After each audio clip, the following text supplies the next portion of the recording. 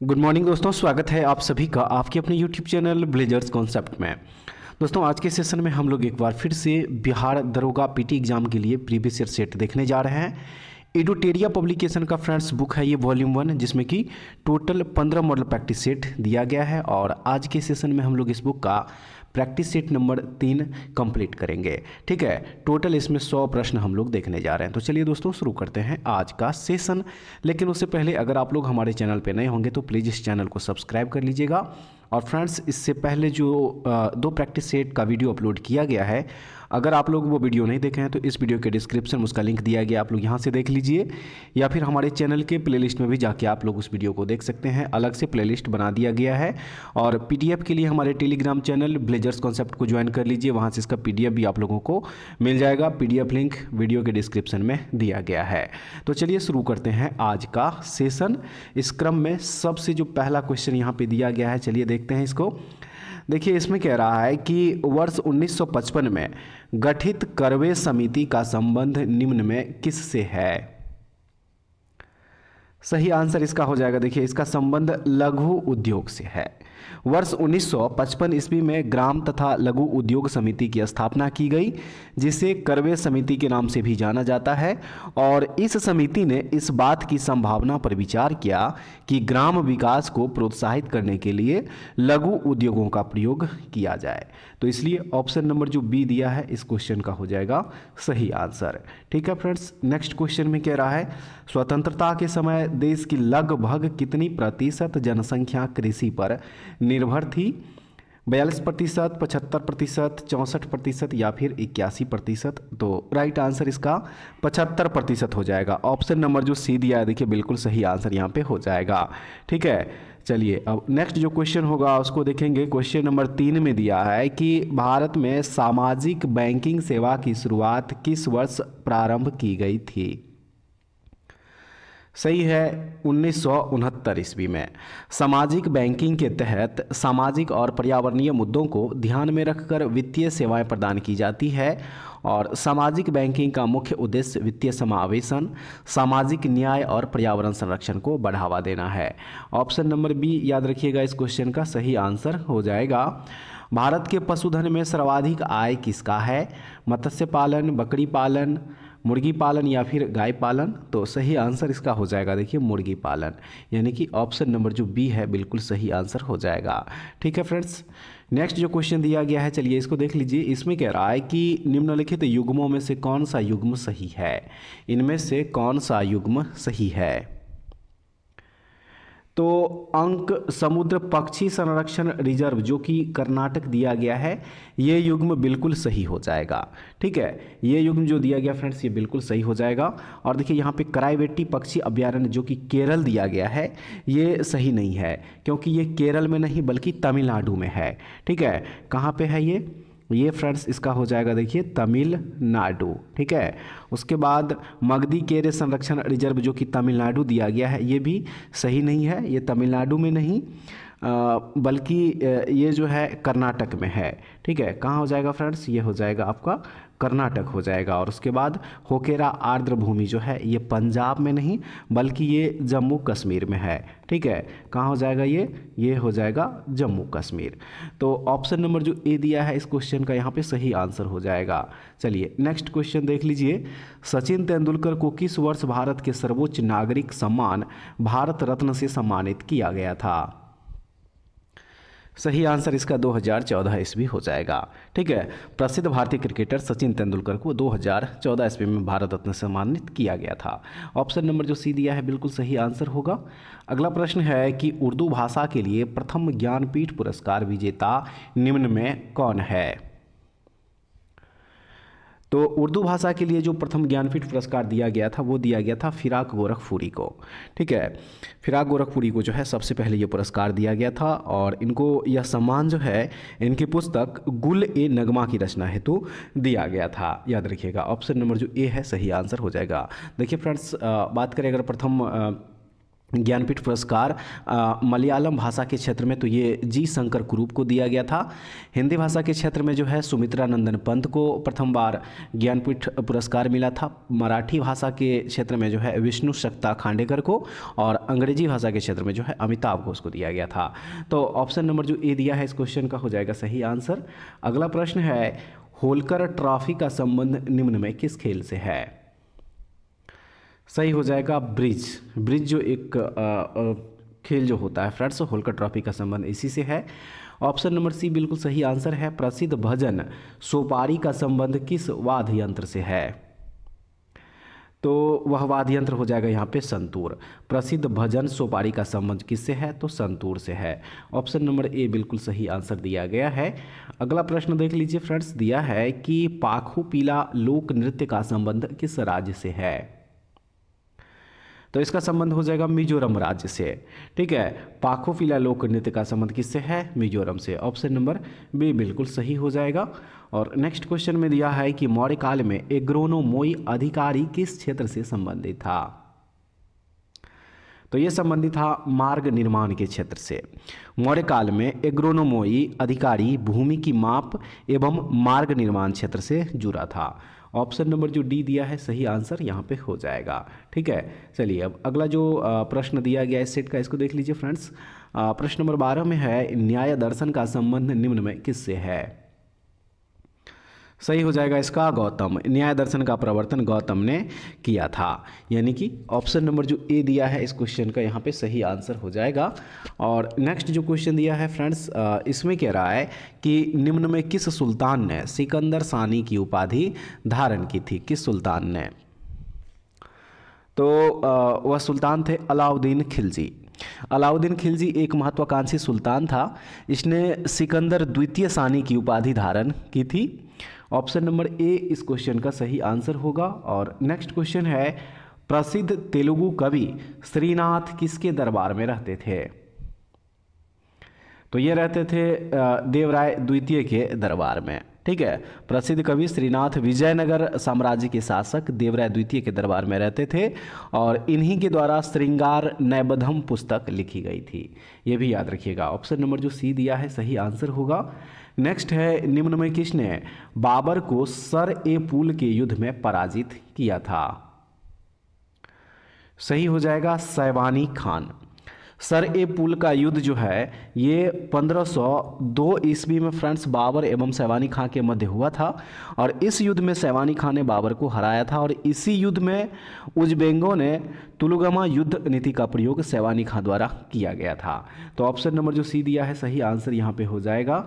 Next है, इलाहाबाद की संधि के बाद रॉबर्ट क्लाइव ने मुर्शिदाबाद का उप दीवान किसे बनाया था?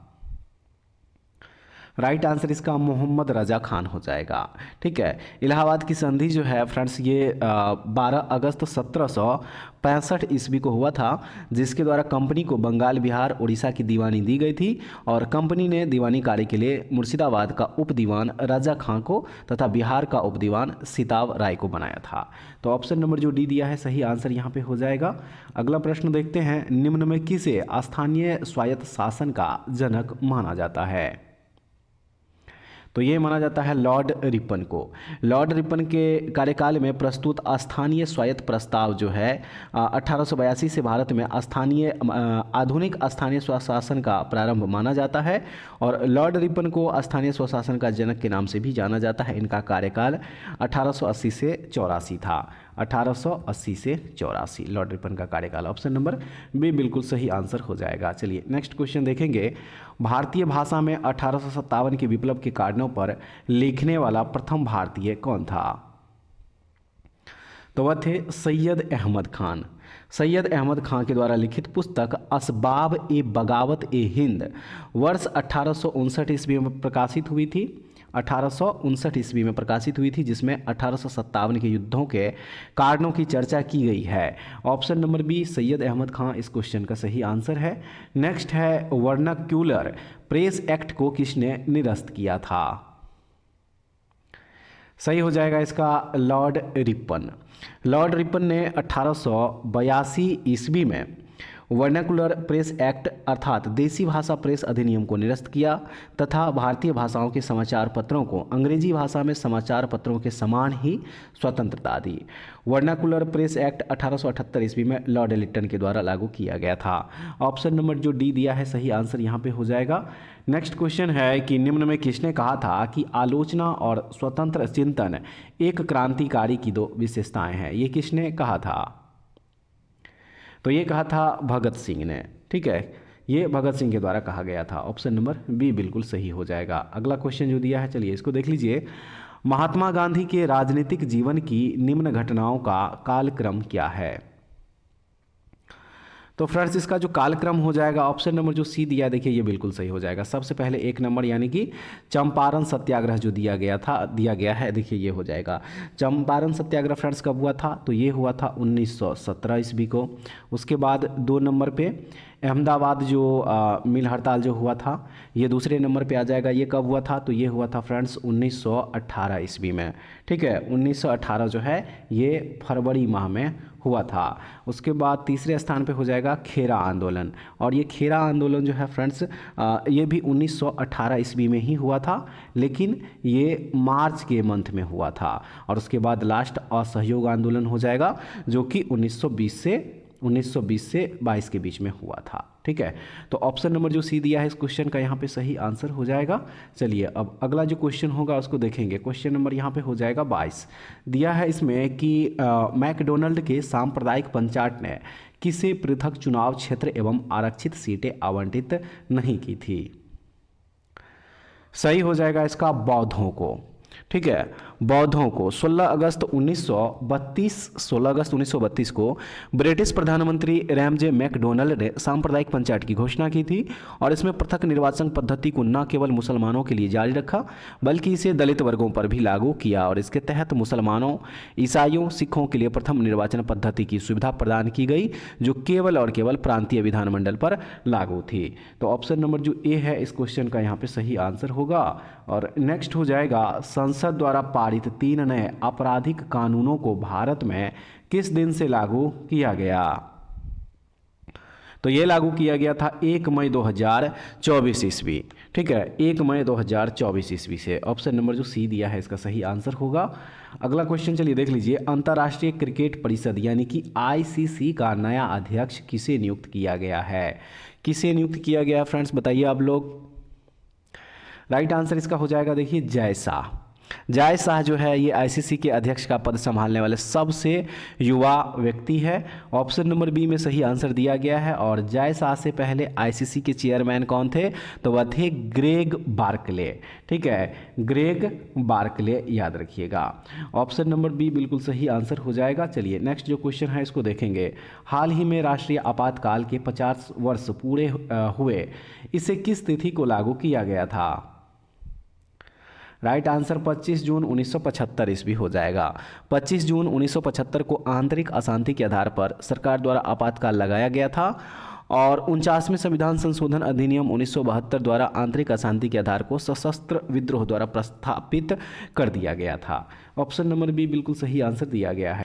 आइए फ्रेंड्स अब अगला जो प्रश्न है इसको देखते हैं। विश्व आर्थिक मंच द्वारा जारी वैश्विक लैंगिक अंतराल सूचकांक 2024 में भारत की रैंक क्या है? तो इसमें भारत को 129वां स्थान मिला है फ्रेंड्स, याद रखना है।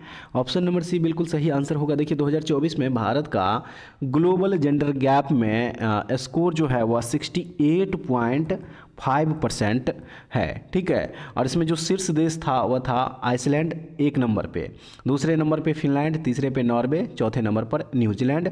और याद रखिएगा इसमें कुल 146 देशों को शामिल किया गया था, टोटल 146 देशों को, जिसमें से भारत को 129वां स्थान मिला था। ठीक है, नेक्स्ट जो क्वेश्चन दिया गया है इसमें कह रहा है कि हाल ही में किस भारतीय को राष्ट्रमंडल लघु कथा पुरस्कार दिया गया? तो वह हो जाएगा संजना ठाकुर। भारतीय लेखिका संजना ठाकुर ने अपनी कहानी ऐश्वर्या राय के लिए राष्ट्रमंडल लघु कथा पुरस्कार जीता है। ऑप्शन नंबर ए बिल्कुल सही आंसर हो जाएगा। ठीक है, नेक्स्ट क्वेश्चन में है कि केंद्रीय बजट 2024-25 को 4 विषयों में बांटा गया है, निम्न में से कौन सा एक विषय उसमें शामिल नहीं है? तो वह विषय हो जाएगा देखिए शिक्षा। ठीक है, शिक्षा। बजट 2024-25 में प्रमुख वर्गों युवा, महिलाएं, गरीब और अन्नदाता पर फोकस किया गया है। ऑप्शन नंबर जो बी दिया है सही आंसर हो जाएगा। नेक्स्ट क्वेश्चन में कह रहा है केंद्रीय बजट 2024-25 में किस टैक्स को समाप्त किए जाने की घोषणा की गई है? तो वह टैक्स हो जाएगा एंजल टैक्स। एंजल टैक्स सरकार द्वारा स्टार्टअप पर जुटाई गई फंडिंग पर लगाया जाता है। भारतीय स्टार्टअप और नवाचार को बढ़ावा देने के लिए इस टैक्स को समाप्त कर दिया गया है। ऑप्शन नंबर बी बिल्कुल सही हो जाएगा। ठीक है, नेक्स्ट क्वेश्चन में कह रहा है कि हाल ही में ओडिशा तथा बंगाल के तटीय क्षेत्र को प्रभावित करने वाला चक्रवात दाना का नामकरण किस देश द्वारा किया गया है? तो इसका नामकरण जो है कतर देश के द्वारा किया गया फ्रेंड्स। ऑप्शन नंबर बी याद रखिएगा, इसका सही आंसर होगा। और नेक्स्ट क्वेश्चन में कह रहा है कि अंतर्राष्ट्रीय योग दिवस 2024 का थीम क्या था? तो इसका थीम था स्वयं और समाज के लिए योग। अंतर्राष्ट्रीय योग दिवस प्रत्येक वर्ष 21 जून को जो है मनाया जाता है और प्रधानमंत्री नरेंद्र मोदी की अगुवाई में 2024 ईस्वी में योग दिवस को श्रीनगर में मनाया गया था। ठीक है, ये भी आप लोग जरूर याद रखिएगा। ऑप्शन नंबर जो डी दिया है इसका सही आंसर होगा। अगला क्वेश्चन में कह रहा है कि ऑपरेशन नन्हे फरिश्ते किस केंद्रीय बल द्वारा चलाया गया एक बचाव अभियान है? तो ये चलाया गया रेलवे सुरक्षा बल के द्वारा। रेलवे सुरक्षा बल के द्वारा 2018 से 24 के बीच जोखिम में पड़े लगभग 84,000 से अधिक बच्चों को इस अभियान द्वारा बचाया गया। और रेलवे सुरक्षा बल केंद्रीय रेल मंत्रालय के नियंत्रण में स्थापित एक सशस्त्र बल है। तो ऑप्शन नंबर जो ए दिया है इस क्वेश्चन का यहाँ पे सही आंसर हो जाएगा। चलिए अब अगला जो क्वेश्चन दिया गया है फ्रेंड्स इसको देख लीजिए। इसमें कह रहा है हाल ही में किस मंत्रालय द्वारा प्रोजेक्ट परी पब्लिक आर्ट ऑफ इंडिया का शुभारंभ किया है? तो ये किया गया है संस्कृति मंत्रालय के द्वारा। ठीक है, विश्व धरोहर समिति के 46वें सत्र से पहले सरकार द्वारा प्रोजेक्ट परी की शुरुआत की गई है और इसका उद्देश्य हजारों वर्षों की कलात्मक विरासत से प्रेरित सार्वजनिक कला का प्रदर्शन करना है। ऑप्शन नंबर जो बी है इसका सही आंसर हो जाएगा। हाल ही में किस देश द्वारा विश्व में पहली बार एक व्यक्ति के मस्तिष्क को डॉक्टरों द्वारा मस्तिष्क प्रत्यारोपण यानी कि ब्रेन इम्प्लांट किया गया है? सही हो जाएगा। देखिए ये ब्रिटेन देश के द्वारा जो है किया गया। ब्रिटेन के निवासी ओरान नोल्सन के मस्तिष्क प्रत्यारोपण किया गया है। मस्तिष्क में गहराई तक विद्युत संकेत भेजने के लिए डीप ब्रेन स्टिमुलेशन यानी कि डीबीएस उपकरण प्रत्यारोपित किया गया है। ऑप्शन नंबर जो बी दिया है इसका सही आंसर होगा। अगले क्वेश्चन में कह रहा है कि पेरिस ओलंपिक 2024 में भारत ने कुल कितना पदक अपने नाम किया? याद रखिएगा इसमें भारत को टोटल 6 पदक मिला था, जिसमें से 1 रजत पदक था और 5 जो है वह कांस्य पदक था। और इसमें जो 33वां ग्रीष्मकालीन ओलंपिक हुआ था जो कि फ्रांस की राजधानी पेरिस में हुआ था, इसमें अमेरिका जो है प्रथम स्थान प्राप्त किया था 125 पदक के साथ। ठीक है, प्रथम स्थान। दूसरा स्थान मिला था चाइना को जो कि 91 पदक जीता था। ठीक है, और तीसरे नंबर पे जो आया था वो आया था जापान टोटल 45 पदक के साथ। और इसमें भारत जो है फ्रेंड्स याद रखिएगा 71वें स्थान पर था 6 पदक के साथ। तो ऑप्शन नंबर जो बी है इस क्वेश्चन का है सही आंसर। और नेक्स्ट क्वेश्चन में कह रहा है कि केंद्र सरकार द्वारा संविधान हत्या दिवस किस तिथि को मनाए जाने की घोषणा की गई है? सही है 25 जून को। 25 जून को संविधान हत्या दिवस मनाए जाने की घोषणा मोदी सरकार द्वारा करी गई। इसे 1975 के आपातकाल का दंश झेलने वाले लोगों की स्मृति में मनाए जाने की घोषणा की गई है। 25 जून 1975 ईस्वी को राष्ट्रीय आपातकाल इंदिरा गांधी की सरकार द्वारा लगाया गया था। तो ऑप्शन नंबर सी इस क्वेश्चन का हो जाएगा सही आंसर। नेक्स्ट है बिहार के पहले शुष्क बंदरगाह का उद्घाटन किसके द्वारा किया गया है? तो फ्रेंड्स ये किया गया नीतीश मिश्रा के द्वारा। बिहार में पहले शुष्क बंदरगाह का उद्घाटन बिहार सरकार के उद्योग मंत्री नीतीश मिश्रा द्वारा किया गया था और यह बिहटा में स्थापित है। कहाँ स्थापित है? तो ये बिहटा में स्थापित है, इसको भी जरूर याद रखिएगा। और इसमें उद्घाटन का मुख्य उद्देश्य सीमा शुल्क सेवाओं तथा मल्टी मॉडल के जरिए लॉजिस्टिक को बढ़ावा देना है। ऑप्शन नंबर सी सही आंसर है। नेक्स्ट क्वेश्चन देखेंगे, देश में सबसे चौड़े रेल सड़क पुल का निर्माण कहाँ किया जा रहा है? तो फ्रेंड्स इसका निर्माण किया जा रहा है काशी में। ठीक है, कहाँ पे किया जा रहा है? काशी में इसका निर्माण किया जा रहा है। ऑप्शन नंबर डी बिल्कुल सही हो जाएगा। नेक्स्ट है, हाल ही में किस बीमारी को WHO द्वारा स्वास्थ्य आपातकाल के रूप में घोषित किया गया? तो वह बीमारी है मंकी पॉक्स। मंकी पॉक्स जो है एक संक्रामक रोग है और यह आर्थ्रोपॉक्स वायरस जीनस का एक सदस्य है। तो ऑप्शन नंबर सी याद रखिएगा सही आंसर है। नेक्स्ट हो जाएगा 2024 T20 विश्व कप में प्लेयर ऑफ द टूर्नामेंट किसे घोषित किया गया? राइट आंसर इसका जसप्रीत बुमराह हो जाएगा। भारतीय तेज गेंदबाज जसप्रीत बुमराह को जो है 2024 T20 वर्ल्ड कप में प्लेयर ऑफ द टूर्नामेंट का खिताब दिया गया। बात करें मैन ऑफ द मैच की, तो मैन ऑफ द मैच जो है वह विराट कोहली को दिया गया था। ऑप्शन नंबर ए जो है इसका सही आंसर है।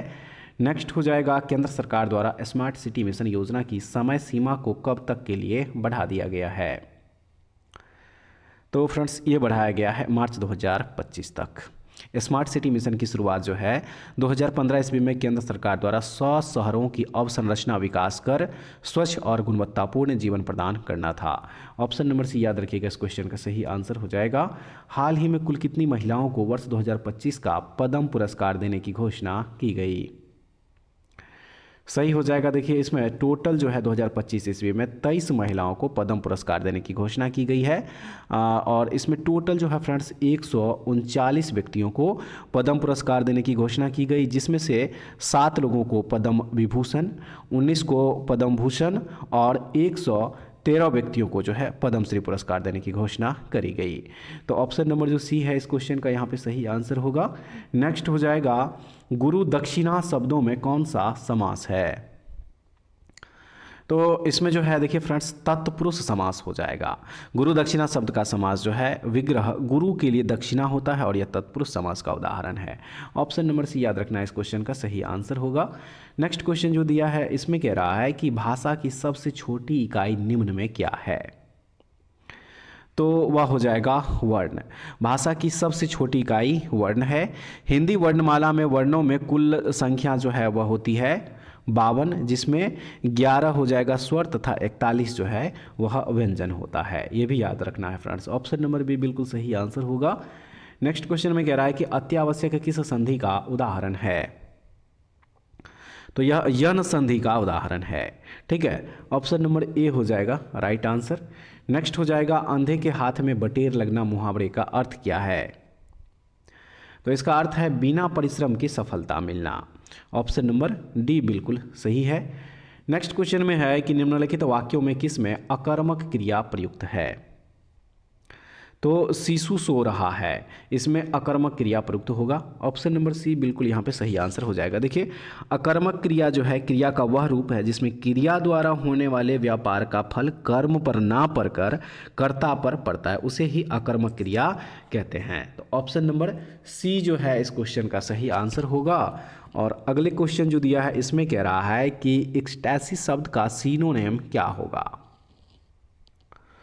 राइट आंसर इसका रैप्चर हो जाएगा। ठीक है, देखिए एक्सटैसी शब्द का अर्थ होता है परमानंद। ठीक है, क्या होता है? तो इसका अर्थ होता है परमानंद और इसका जो सही सिनोनिम हो जाएगा वो हो जाएगा रैप्चर यानी कि उत्साह। ठीक है, क्या हो जाएगा? उत्साह हो जाएगा। ऑप्शन नंबर जो ए दिया है बिल्कुल सही आंसर होगा। नेक्स्ट है, select the correct transformation from indirect to direct. Option number A हो जाएगा। देखिए he said I have to work hard. Option number A बिल्कुल सही आंसर है। नेक्स्ट क्वेश्चन में दिया है fill in the blanks. Sentence दिया है since the keys are with my mother I, फिर ब्लैंक दिया गया है और उसके बाद यू मनी। तो यहाँ पे हो जाएगा देख लीजिए can not land, can not land हो जाएगा। ऑप्शन नंबर डी बिल्कुल सही हो जाएगा। और नेक्स्ट क्वेश्चन में कह रहा है कि निम्नलिखित में से किस चार्टर अधिनियम द्वारा नियंत्रण बोर्ड के सदस्यों तथा कर्मचारियों के वेतन आदि को भारतीय राजस्व में से देने की व्यवस्था की गई? तो वह चार्टर अधिनियम था 1793 ईस्वी का चार्टर अधिनियम। ऑप्शन नंबर ए बिल्कुल सही आंसर दिया गया है। अगला प्रश्न है, भारतीय संविधान में 12वीं अनुसूची को किस संविधान संशोधन द्वारा जोड़ा गया था? सही आंसर 74वां संविधान संशोधन। भारतीय संविधान में 12वें अनुसूची को 74वें संविधान संशोधन के द्वारा जोड़ा गया और इसमें शहरी क्षेत्र की स्थानीय स्वशासन संस्थाओं को कार्य करने के लिए 18 विषय प्रदान किए गए थे। ऑप्शन नंबर सी इस क्वेश्चन का सही आंसर होगा। नेक्स्ट है, फ्रांस की सरकार ने अपनी सभी बस्तियां पांडिचेरी, चंद्रगढ़, यनम और केरिकल को भारत को कब सौंपा था? तो ये सौंपा था नवंबर 1954 ईस्वी को। ठीक है, नवंबर 1954 ईस्वी को फ्रांस की सरकार ने अपनी सभी बस्तियां पांडिचेरी, यनम, चंद्रनगर और केरिकल को भारत को सौंप दिया था। ऑप्शन नंबर सी बिल्कुल सही आंसर दिया गया है। और चलिए अब नेक्स्ट जो क्वेश्चन दिया गया है इसको देख लीजिए। इसमें है, निम्नलिखित में से कौन मौलिक कर्तव्य नहीं है? राष्ट्रीय महत्व के स्मारकों, स्थानों एवं वस्तुओं का संरक्षण जो है ये मौलिक कर्तव्य में से नहीं है। ऑप्शन नंबर डी बिल्कुल सही आंसर हो जाएगा। नेक्स्ट क्वेश्चन है, निम्नलिखित में से कौन सा कथन सत्य है? इनमें से सभी। ऑप्शन ए में दिया है, राज्यसभा की संरचना अनुच्छेद 80 में दिया गया, बिल्कुल सही है। राज्यसभा का सभापति एवं उपसभापति जो है ये अनुच्छेद 89 में, बिल्कुल सही। और जब राज्यसभा के सभापति या उपसभापति को पद से हटाने का संकल्प विचाराधीन हो तो वह पीठासीन नहीं होगा, ये अनुच्छेद 92 में दिया गया है। तो इसलिए इनमें से सभी, ऑप्शन नंबर जो डी है इसका सही आंसर होगा। नेक्स्ट क्वेश्चन है, सबसे कम मतदाता वाला लोकसभा क्षेत्र निम्नलिखित में से कौन सा है? तो वह क्षेत्र हो जाएगा लक्षद्वीप। ठीक है, लक्षद्वीप सबसे कम मतदाता वाला लोकसभा क्षेत्र हो जाएगा लक्षद्वीप, जबकि सबसे अधिक मतदाता वाला जो लोकसभा क्षेत्र है वह है मल्काजगिरी। ऑप्शन नंबर बी याद रखिएगा, इस क्वेश्चन का सही आंसर होगा। नेक्स्ट हो जाएगा, अंतर्राज्यीय परिषद के संबंध में निम्नलिखित में से कौन सा कथन सत्य नहीं है? तो जो सत्य कथन नहीं है वह हो जाएगा, अंतर्राज्यीय परिषद की एक वर्ष में कम से कम 2 बैठक होनी चाहिए। ऑप्शन नंबर जो सी दिया है इसका सही आंसर होगा। और अगले प्रश्न में कह रहा है कि निम्नलिखित में से कौन सी शब्दावली सूचना के अधिकार अधिनियम 2005 की उद्देशिका में उल्लिखित है? तो वह यहाँ पे ऑप्शन में जो दिया गया है देख लीजिए, इनमें से सभी ये बिल्कुल सही हो जाएगा। ठीक है, सूचना की पारदर्शिता, सूचना का प्रकटन, संसूचित नागरिकता और लोकतांत्रिक आदर्श की प्रभुता, सभी हो जाएगा। चलिए नेक्स्ट क्वेश्चन में देखेंगे, भारत का उपराष्ट्रपति राज्यसभा का पदेन सभापति होता है, उसका वर्णन संविधान के किस अनुच्छेद में वर्णित है? तो सही हो जाएगा इसका, देखिए ए और बी दोनों, यानी कि अनुच्छेद 64 और अनुच्छेद 89 दोनों में वर्णित किया गया है। ऑप्शन नंबर बी याद रखिएगा, इस क्वेश्चन का यहाँ पे सही आंसर होगा। और नेक्स्ट है, निम्नलिखित में से किस राज्य में लोकसभा सदस्यों की संख्या सबसे अधिक है? ऑप्शन के हिसाब से ऑप्शन नंबर जो डी दिया है मध्य प्रदेश, ये बिल्कुल सही हो जाएगा। ठीक है, ऑप्शन नंबर डी, लोकसभा सदस्यों की संख्या जो है सबसे ज़्यादा मध्य प्रदेश में हो जाएगा, टोटल 29 ऑप्शन के हिसाब से। ऑप्शन नंबर डी बिल्कुल सही आंसर दिया गया है। और चलिए अब जो नेक्स्ट क्वेश्चन होगा उसको देखेंगे। क्वेश्चन नंबर 61 में दिया है कि अंडमान सागर एवं दक्षिणी चीन सागर को जोड़ने वाली जल संधि निम्नलिखित में से कौन सी है? तो वह जल संधि है मलक्का जल संधि। मलक्का जल संधि जो है अंडमान सागर एवं दक्षिण चीन सागर को जोड़ती है। ऑप्शन नंबर जो बी है इस क्वेश्चन का यहाँ पे सही आंसर हो जाएगा। देखिए ये पाक जो जल संधि है, पाक जल संधि, ये मन्नार की एवं बंगाल की खाड़ी को जोड़ता है। इसके अलावा जो कारी माटा जल संधि है ये दक्षिण चीन सागर एवं जावा सागर को जोड़ती है। और हारमूज जो जल संधि है ये फारस की खाड़ी एवं ओमान की खाड़ी को जोड़ती है। तो ऑप्शन नंबर यहाँ पे बी बिल्कुल सही आंसर होगा। और नेक्स्ट जो क्वेश्चन दिया है फ्रेंड्स, इसमें कह रहा है कि विश्व का सबसे बड़ा जल क्षेत्रफल वाला देश कौन सा है? तो वह देश हो जाएगा कनाडा, यानी कि ऑप्शन नंबर जो ए है इसका सही होगा। पृथ्वी पर शीतोष्ण कटिबंधीय क्षेत्र कितने डिग्री अक्षांशों के बीच का क्षेत्र कहलाता है? तो वह हो जाएगा 45 डिग्री से 66 डिग्री उत्तरी और दक्षिणी अक्षांशों के बीच। ऑप्शन नंबर बी होगा। ठीक है, उसके बाद जो नेक्स्ट क्वेश्चन दिया है इसमें कह रहा है कि सौरमंडल का सबसे हल्का ग्रह कौन सा है? तो वह है बुध ग्रह। सौरमंडल का सबसे हल्का और सबसे छोटा ग्रह जो है वह बुध ग्रह ही है और यह सूर्य का सबसे नज़दीकी ग्रह है, ये भी याद रखिएगा। ऑप्शन नंबर ए बिल्कुल सही होगा। विश्व को कितने समय जोन में विभाजित किया जाता है? तो टोटल 24 जोन में जो है इसको विभाजित किया जाता है। ऑप्शन नंबर डी होगा। ब्लैक फॉरेस्ट निम्नलिखित में से किस पर्वत का उदाहरण है? तो ये ब्लॉक पर्वत का उदाहरण है। देखिए जब चट्टानों में स्थित भ्रंश के कारण मध्य भाग नीचे धंस जाता है एवं अलग अलग के भाग ऊंची उठे प्रतीत होते हैं तो ब्लॉक पर्वत कहलाते हैं। और इसके उदाहरण हैं ब्लैक फॉरेस्ट जो कि जर्मनी में है, साल्ट रेंज पाकिस्तान में, और वासजेस जो है ये फ्रांस में है। तो ऑप्शन नंबर जो सी दिया है इस क्वेश्चन का सही आंसर होगा। भारत में सबसे ऊंची ज्वारीय ज्वार भित्ति वाली नदी कौन सी है? तो उस नदी का नाम है हुगली नदी। ठीक है, हुगली नदी जो है भारत में सबसे ऊंची ज्वारीय ज्वार भित्ति वाली नदी है। ऑप्शन नंबर ए बिल्कुल सही आंसर हो जाएगा।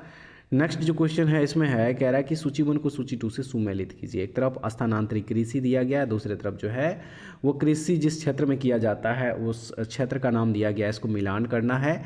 तो इसका राइट आंसर जो हो जाएगा वो ऑप्शन नंबर जो सी दिया गया है ये देख लीजिए, इसका बिल्कुल सही हो जाएगा। 1 का आर होगा, 2 का एस, 3 का पी और 4 का जो क्यू दिया गया है ये यहाँ पे हो जाएगा। मिलान कर लीजिएगा आप लोग।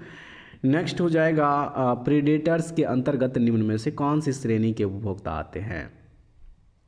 तो आते हैं बी और सी दोनों, यानी कि द्वितीय और तृतीय श्रेणी के उपभोक्ता जो है दोनों आते हैं इसमें। ऑप्शन नंबर डी बिल्कुल सही हो जाएगा। नेक्स्ट क्वेश्चन है कि भारत में सबसे अधिक ऊंचाई पर स्थित राष्ट्रीय उद्यान कौन सा है? तो वह है हेमिस उद्यान। भारत में सबसे अधिक ऊंचाई पर स्थित राष्ट्रीय उद्यान हेमिस उद्यान है। यह भारत का सबसे बड़ा राष्ट्रीय उद्यान है और यह केंद्र शासित प्रदेश लद्दाख में स्थित है, पूर्वी भाग में। ऑप्शन नंबर बी बिल्कुल सही हो जाएगा। नेक्स्ट जो क्वेश्चन है चलिए इसको देख लीजिए। इसमें है कि कई बार प्रत्यारोपित पौधे नहीं उगते हैं क्योंकि। तो इसका जो सही आंसर हो जाएगा वो हो जाएगा ऑप्शन नंबर सी, अधिकांश बारीक जड़ें प्रत्यारोपित के दौरान नष्ट हो जाती है इसलिए। नेक्स्ट क्वेश्चन में यहाँ पे दिया गया है कि निम्नलिखित में से कौन सा या कौन से कथन सही है? तो ऑप्शन नंबर यहाँ पे जो ए दिया गया है केवल एक, देखिए ये सही हो जाएगा, केवल एक होगा। वायरस में ऊर्जा उत्पादन के लिए आवश्यक एंजाइम की कमी होती है। ठीक है, नेक्स्ट जो क्वेश्चन है इसमें कह रहा है कि कटे हुए सेब का भूरापन कम कैसे किया जा सकता है? सही है, नींबू के रस का उपयोग करके, यानी कि ऑप्शन नंबर जो सी दिया है सही होगा। पादप कोशिका में निम्नलिखित में से किसमें अपना स्वयं का डीएनए होता है? माइटोकॉन्ड्रिया और क्लोरोप्लास्ट, स्वयं का डीएनए होता है माइटोकॉन्ड्रिया और क्लोरोप्लास्ट में, याद रखना है। ऑप्शन नंबर सी बिल्कुल सही होगा। आंख के सबसे बाहरी भाग को क्या कहते हैं?